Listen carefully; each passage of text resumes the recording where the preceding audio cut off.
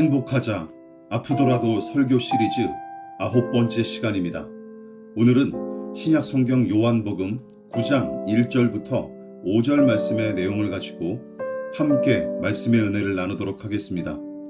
요한복음 9장 1절부터 5절 말씀까지 봉독합니다. 예수께서 길을 가실 때에 날 때부터 맹인된 사람을 보신지라. 제자들이 물어 이르되 랍비여, 이 사람이 맹인으로 난 것이 누구의 죄로 인함이니이까? 자기니이까? 그의 부모니이까? 예수께서 대답하시되 이 사람이나 그 부모의 죄로 인한 것이 아니라 그에게서 하나님이 하시는 일을 나타내고자 하심이라. 때가 아직 낮음에 나를 보내신 이의 일을 우리가 하여야 하리라. 밤이 오리니 그때는 아무도 일할 수 없느니라. 내가 세상에 있는 동안에는 세상의 빛이로라. 오늘은 지난번 설교에 이어 질병과 장애의 고통에 직면할 때 두 번째 말씀의 은혜를 함께 나누도록 하겠습니다. 지난 설교에서 마가복음에 등장하는 중풍병자와 4명의 친구 이야기를 함께 살펴봤죠. 우리는 그 이야기를 통해 질병과 장애를 지닌 사람들이 직면하는 대표적인 두 가지 고통에 관해 함께 알아봤어요. 그것이 무엇입니까? 질병과 장애로 인한 육체의 고통은 말할 것도 없고, 육체의 고통에 더하여 정신적, 정서적 타격으로 이중의 고통을 당하기 일쑤입니다.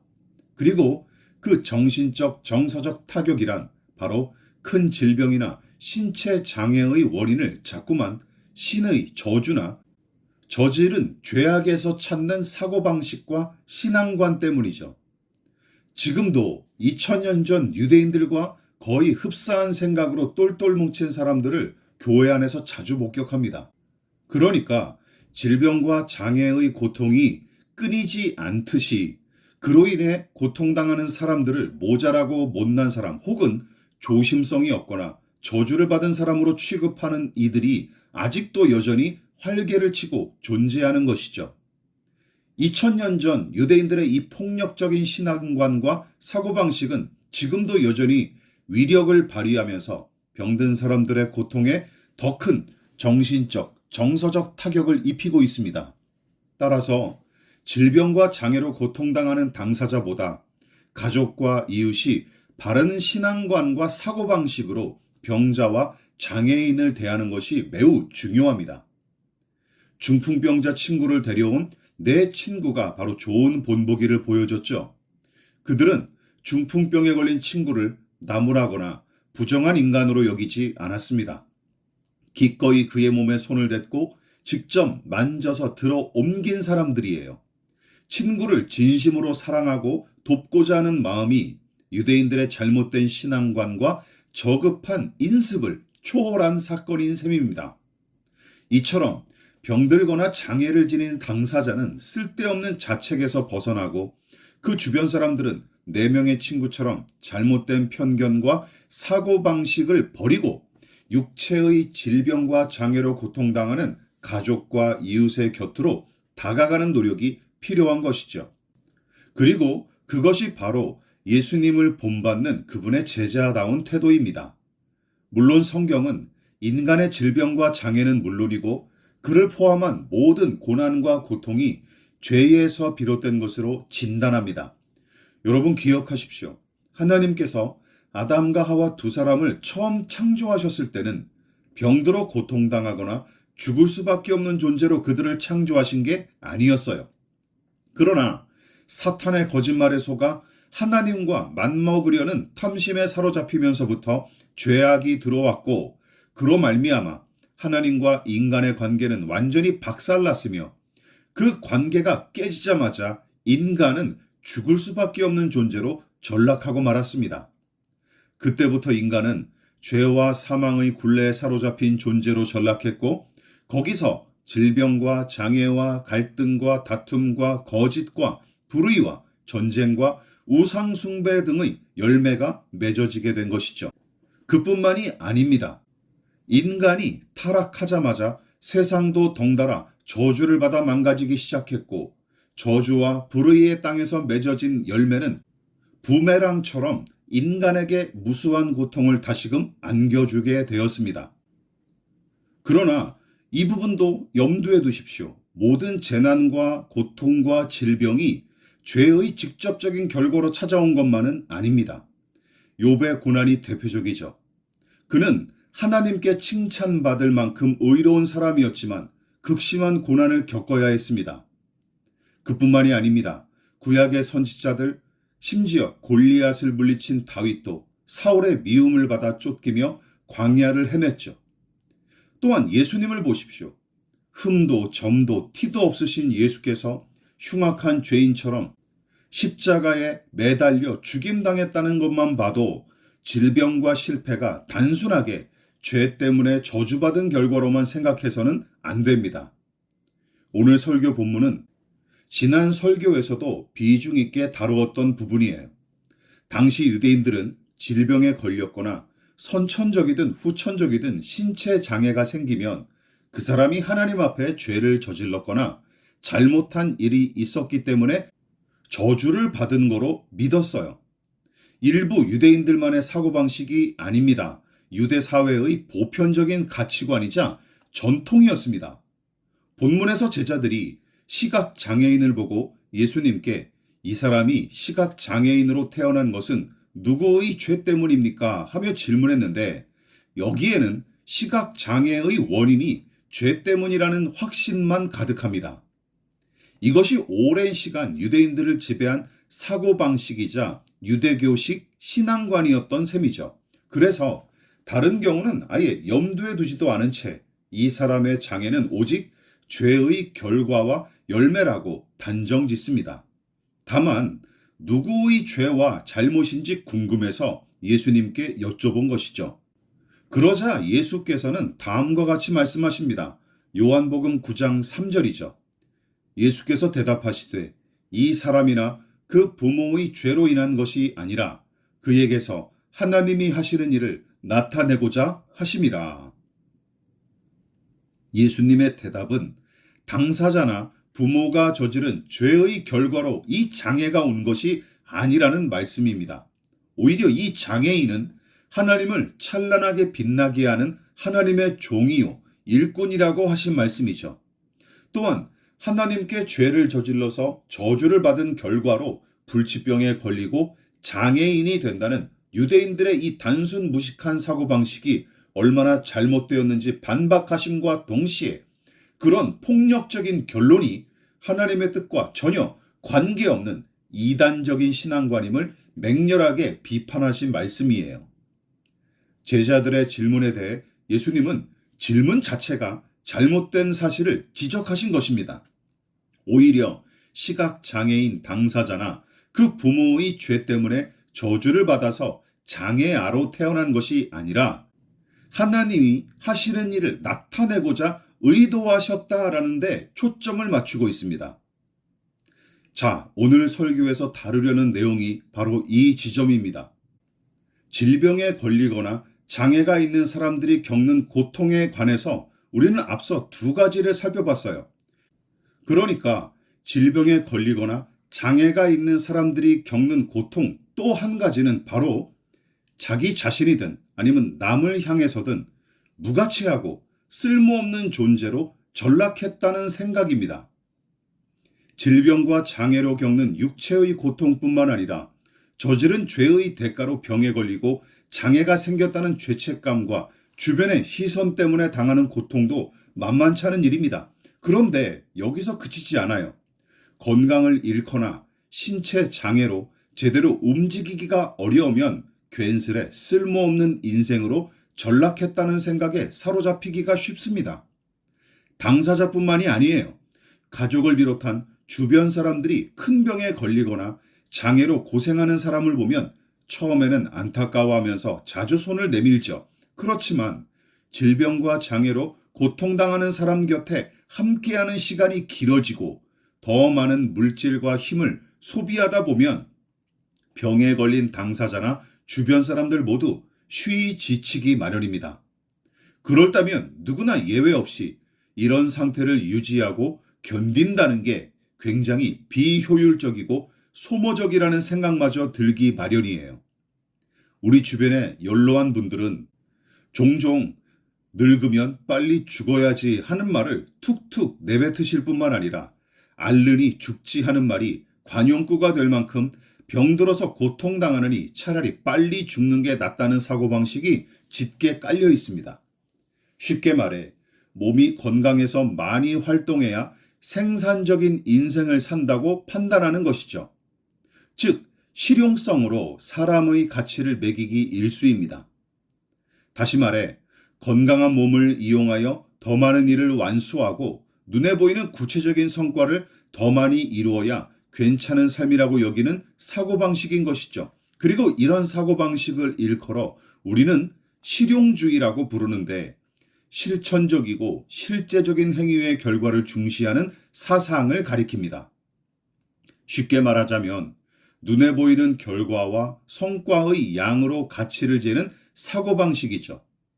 그 사람이 얼마나 많은 일을 했고 그가 끼친 영향력이 어떠한지에 따라 그 사람이 지닌 가치의 높고 낮음을 재는 것입니다. 더욱이 한 사람의 활동량과 성과로 선함과 악함, 옳고 그름까지 판단하는 데까지 비약하죠.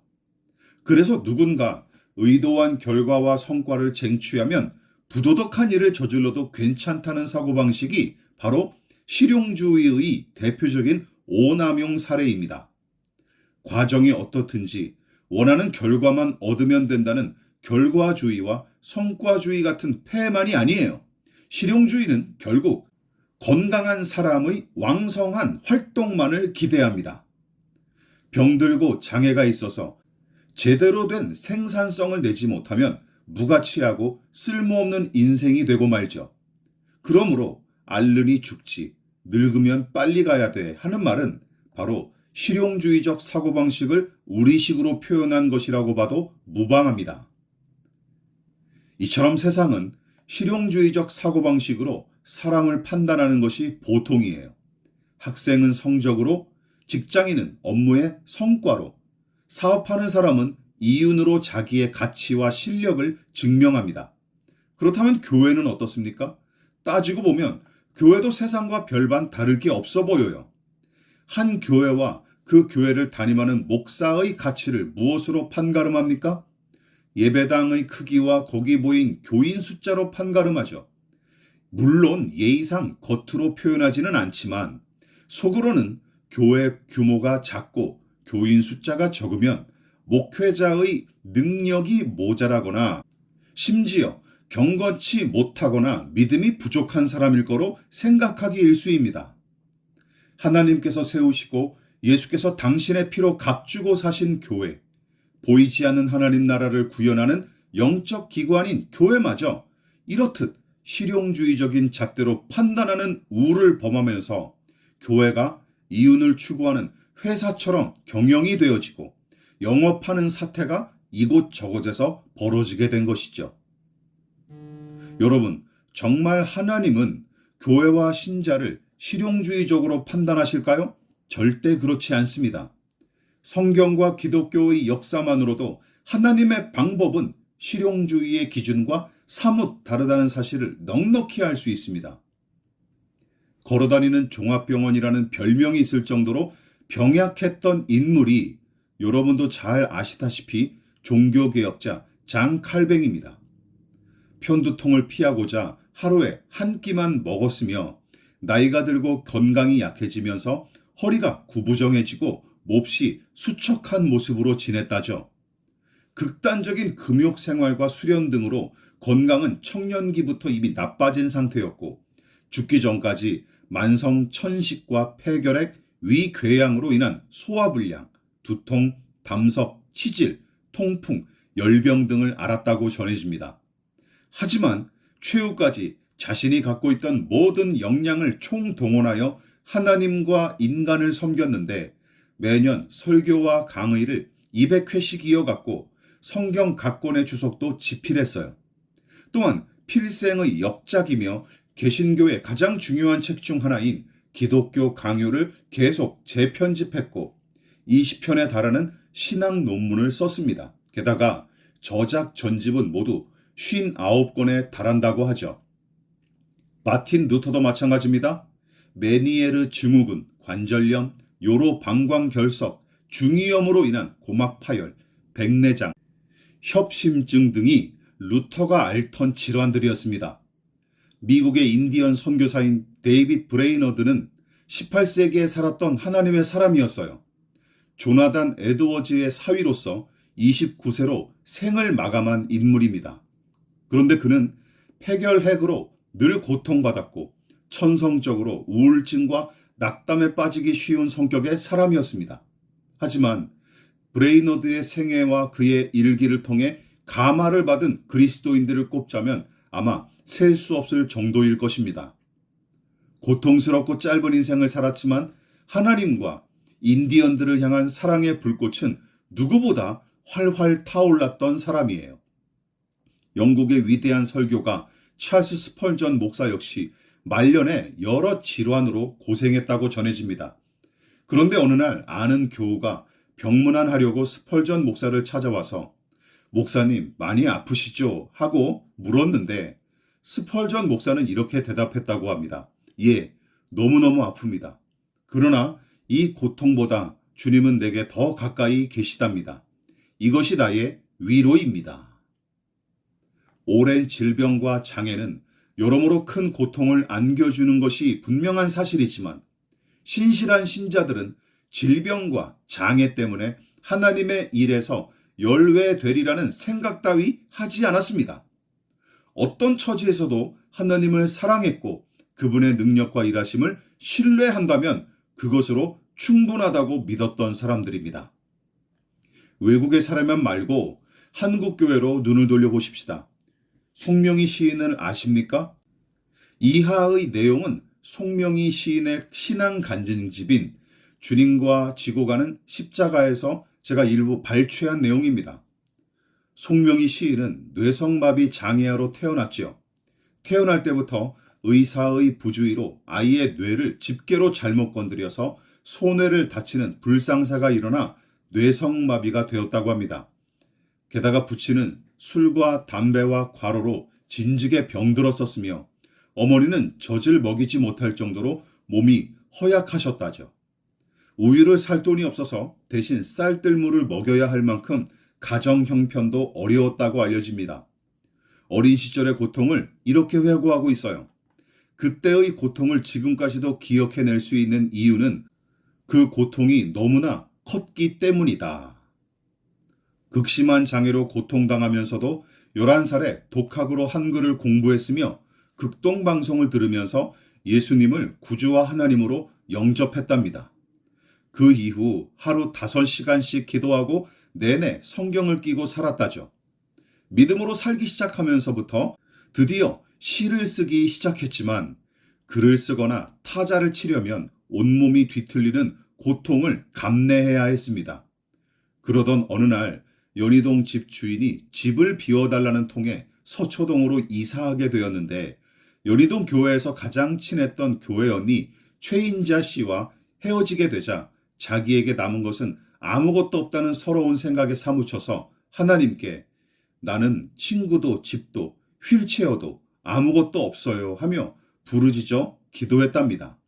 그때 기적처럼 내가 말하는 대로 써라 하시는 하나님의 음성을 듣게 되었고 울먹이며 연필로 받아 적은 시가 바로 복음성가로 굉장히 유명한 나라는 시입니다. 나 가진 재물 없으나 나 남이 가진 지식 없으나 나 남에게 있는 건강 있지 않으나 나 남이 없는 것 있으니 나 남이 못 본 것을 보았고 나 남이 듣지 못한 음성 들었고 나 남이 받지 못한 사랑 받았고 나 남이 모르는 것 깨달았네. 공평하신 하나님이 나 남이 가진 것 나 없지만 공평하신 하나님이 나 남이 없는 것 갖게 하셨네. 이 찬양을 듣고 부르는 사람들은 한결같이 이 은혜로운 고백에 감동하지만 정작 송명희 시인은 너무나 엉뚱한 말씀에 기가 막혀서 아니요, 저 못 쓰겠어요. 하나님, 공평해 보이지가 않아요. 내게는 아무것도 없잖아요. 하며 반항했다고 합니다. 그러자 하나님은 시킨 대로 공평하신 하나님이라고 써라 하며 되레 호통을 치셨다죠. 결국 순종하고 쓴 이 시가 한국교회를 대표하는 복음성가가 되었고, 송명희 시인은 지독한 장애와 극한의 질환을 견뎌가며 계속 집필을 이어갔으며 휠체어를 탄 간증자로 많은 이들에게 복음을 전했습니다. 한창 간증하러 다니던 때 극동방송의 염경석 부사장이 미국에서 치료를 받자고 제안한 일이 있었다죠. 얼마나 좋은 기회입니까? 그러나 그녀는 난 이대로가 좋습니다. 주님이 만들어 놓으신 그대로 그냥 살겠어요 하며 조용히 거절했다고 합니다. 이미 자신의 연약함을 통해서라도 넉넉히 일하시는 하나님과 그 은혜를 아주 진하게 경험했기 때문입니다. 여러분, 하나님의 일은 그렇게 하나님께 붙들린 사람, 즉 하나님께서 부르시고 보내셔서 기꺼이 그 뜻대로 오고 가는 순종의 사람을 통해 이루어지는 것입니다. 그가 작고 적고 비천하고 모자라고 무식하고 망가졌으며 장애와 질병으로 제대로 움직이지 못할지라도 하나님께서 택하여 부르시고 보내시는 음성에 순종하고 그분을 전심으로 의지하여 사랑한다면 어떤 상황과 조건에 관계없이 귀히 쓰임받는 하나님의 종, 하나님의 영광을 드러내는 인생이 될 수 있는 것이죠. 본문에 등장하는 불쌍하고 저주받은 눈먼 장애인. 그러나 그의 인생은 그것이 끝이 아니었습니다. 예수께서 부르신 까닭에 하나님이 보내신 주의 일꾼으로 남은 인생을 살아가기 시작할 수 있었습니다. 사도 바울도 안질이나 간질로 심각하게 고통을 당했다고 전해지죠. 그 질환이 하도 심각해서 몸의 고통은 말할 것도 없고 복음 전도를 효과적으로 감당하지 못할 것 같아서 3번씩이나 하나님 앞에 이 병 낫기를 간구했었습니다. 그런데 그의 간절한 3번의 기도에 대한 응답이 무엇입니까? 고린도후서 12장 9절과 10절입니다. 나에게 이르시기를 내 은혜가 내게 족하도다. 이는 내 능력이 약한 데서 온전하여짐이라 하신지라. 그러므로 도리어 크게 기뻐함으로 나의 여러 약한 것들에 대하여 자랑하리니 이는 그리스도의 능력이 내게 머물게 하려 함이라. 그러므로 내가 그리스도를 위하여 약한 것들과 능력과 궁핍과 박해와 곤고를 기뻐하노니 이는 내가 약한 그때에 강함이라. 우리의 인생의 관건은 얼마나 튼튼한 체력을 지녔느냐가 아닙니다. 건강을 잘 유지해서 100세 인생을 살고 그때까지 하나님을 위해 여러 가지 많은 일을 했느냐 하는 것도 문제가 아니에요. 우리 인생의 진정한 가치는 얼마나 하나님을 사랑하고 의지했느냐 하는 문제로 판가름 나는 것입니다. 지금 질병과 장애로 고통당하는 이들이 있다면 제대로 일할 수 없으므로 하나님의 역사에서 제외될 거로 섣부르게 단정짓지 마십시오. 병자와 장애인에 대한 우리의 시각과 사고방식도 거듭나야 마땅합니다. 그러므로 편협하고 폭력적이며 차별적인 실용주의적 가치관을 담대히 폐기하고 하나님의 눈으로 우리는 안구 이식해야 마땅합니다. 그리고 질병과 장애로 버거워하는 자신과 이웃을 향해 이렇게 이야기할 수 있어야 마땅합니다. 당신은 여전히 소중한 존재입니다. 기도하겠습니다. 하나님, 주위를 둘러보면 질병과 장애로 인해 고통당하는 이들이 허다합니다. 그러나 참혹한 현실과 엄연한 고통을 전혀 염두에 두지도 않은 채 건강과 형통이 강한 믿음과 성령 충만의 결과로 주어질 거로 확신하고 광신에 가까운 그 확신에 사로잡혀 건강과 형통을 추구하기에 여념이 없는 신자들 탓에 기독교회는 현실인식이 결여된 집단으로 전락한 지 이미 오래고 기독신앙은 상식과 사실을 상실한 이념과 종교로 인식되고 있습니다.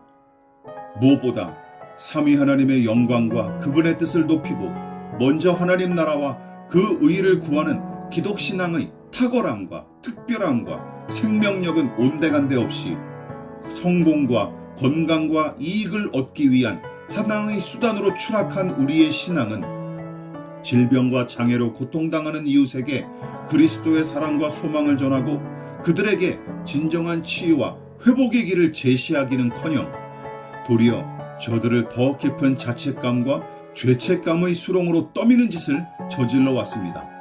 주님, 우리와 우리 교회들을 용서하여 주시옵소서. 그리고 육체의 장애와 질병보다 더더욱 심각하고 해로운 것은 바로 왜곡된 신앙과 더러운 탐욕과 공감을 상실한 교만한 마음임을 깨닫게 하여 주시옵소서. 하나님, 인간의 건강과 사회적 지위와 재산 여부는 물론이고 물리적 성패 따위는 당신 앞에 아무것도 아님을 알게 하여 주시옵소서. 또한 우리의 외모와 성과가 아닌 우리의 중심을 보시는 하나님이시기에 그저 감사하고 찬양을 올려드립니다. 그 하나님을 평생 사랑하고 의지하는 저와 우리 모두가 되게 하여 주시옵소서. 우리의 슬픔과 고통 가운데 늘 함께 하시고 우리의 짐을 날마다 함께 짊어지시는 예수님의 이름으로 기도합니다. 아멘.